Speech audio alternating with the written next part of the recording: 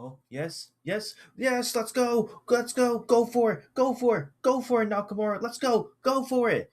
Oh, yeah, sorry, I didn't see you there. Yeah, if you didn't notice me just cheering just now, I was cheering on for my boy Nakamura here.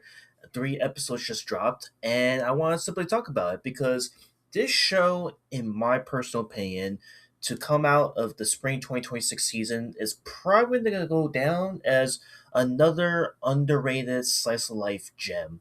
And it's also diving into a subject matter that I understand for anyone who's like my male audience here, they're gonna be like, why are you gonna recommend us a yaoi anime? Because maybe I'm not the type that wants to get into like the boy to boy romance slice of life genre out there.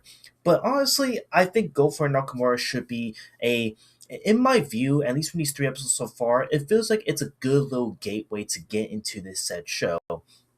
And again, the premise is pretty simple as it gets. If you watch a lot of your slice of life animes that's out there, it is about our main boy Nakamura-kun, who has a huge crush on his classmate Aiki Hirose, who turns out to be a boy.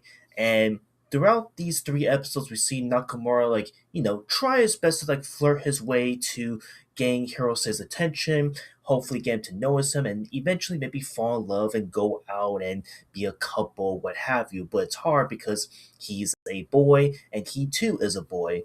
And in these first three episodes, we dive into a lot of your typical slice of life high school comedy cliches from oh my god, there's a bug in the room, we gotta stop it, we need to stop it. And all of a sudden our main character Hirose is able to save the day by taking the bug and throwing it outside, but not without throwing in some laughters here and there to kind of sort of humiliate and play around Nakamura-kun. And then now we have this interesting love triangle mix in today's episode that I just got done watching with a girl that at one point was essentially getting requested to draw draw Hirose-kun for the sake of the drawings and such, but under a girl named Hifumi Kawarumura. And her role in this is pretty interesting where now she has an instant crush on Nakamura because Nakamura found her drawings to be super beautiful, super elegant, that she finally got herself her first fan for the very first time. And it's really cool. It's really amazing. I like it. I think the chemistry of the show between said characters is really good. It's really nice. I don't think there's a whole lot to really complain about outside the fact that I do know that the show at the end of the day is holding itself back tremendously. Again, as someone that's a slice of life connoisseur myself, I can definitely see that the show is really being held back by a myriad of different reasons, most of which is I feel like they're not trying to lay out all the cards out right here right now. And I think that with the other plethora of characters that we aren't introduced to yet, I think the show has so much going for it in terms of building the world at large and maybe giving us some really nice strong character developments with how Nakamura at the current stage that he is right now, he's super shy, really timid, and he freaks the fuck out whenever you see Hirose fucking staring at him point blank in his face.